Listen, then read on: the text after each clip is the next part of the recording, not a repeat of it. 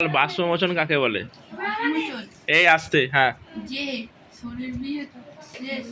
শরীরবৃহৎ প্রক্রিয়া ও উদ্ভিদের মাধ্যমে অতিরিক্ত জল বাষ্পর মাধ্যমে বাইরে বেরিয়ে যায় তাকে বাষ্পমোচন বলে। এবার বল, বাষ্পমোচন ও বাষ্পীভবনের পার্থক্য কি?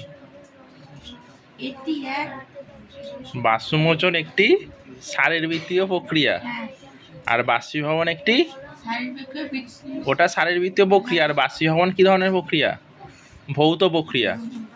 আর বাষ্পমোচন কি দ্বারা নিয়ন্ত্রিত হয়? প্রোটোপ্লাজম দ্বারা নিয়ন্ত্রিত হয়। আর বাষ্পীভবন হয় না, প্রোটোপ্লাজম দ্বারা নিয়ন্ত্রিত হয় না। তাহলে কি বললাম, দুটোর পার্থক্য কি? একটা শারীরবৃত্তীয় প্রক্রিয়া আর একটা ভৌত প্রক্রিয়া। একটা প্রোটোপ্লাজম দ্বারা নিয়ন্ত্রিত হয় আর একটা প্রোটোপ্লাজম দ্বারা নিয়ন্ত্রিত হয় না। বোঝা গেছে? তো তোকে বলছি, ওকে ধরছি, ওকে বল। চুপ কর।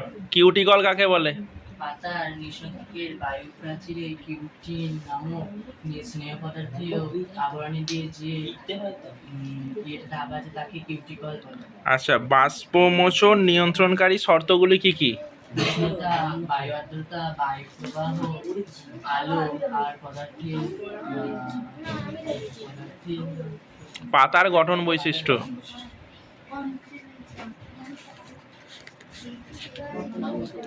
ঠিক আছে, এই তোদের বই দে।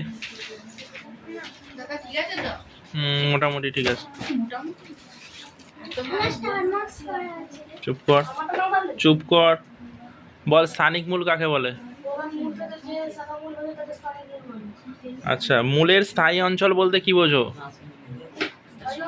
হ্যাঁ, মূলের স্থায়ী অঞ্চল বলতে কি বোঝো?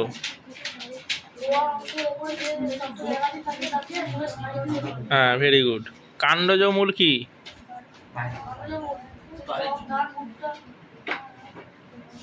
কাণ্ডজ মূল কি? না, কাণ্ডের পর্ব থেকে যে মূল উৎপন্ন হয় তাকে কাণ্ডজ মূল বলা হয়।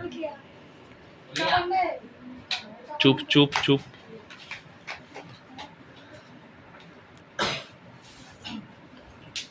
আচ্ছা, তুই বল, বর্ধনশীল অঞ্চল বলতে কি বোঝো?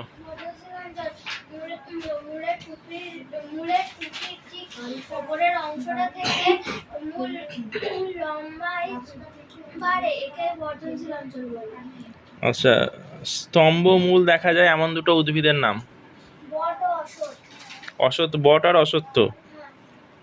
আচ্ছা, জল শোষণ ছাড়া মূলের অন্য দুটো কাজ কেউ পারবি? জল বল।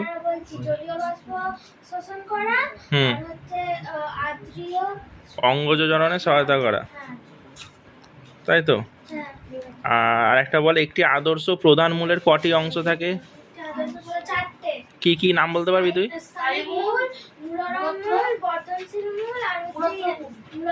মূলত্র অঞ্চল, বর্ধনশীল অঞ্চল, মূলরম অঞ্চল আর একটা স্থায়ী অঞ্চল।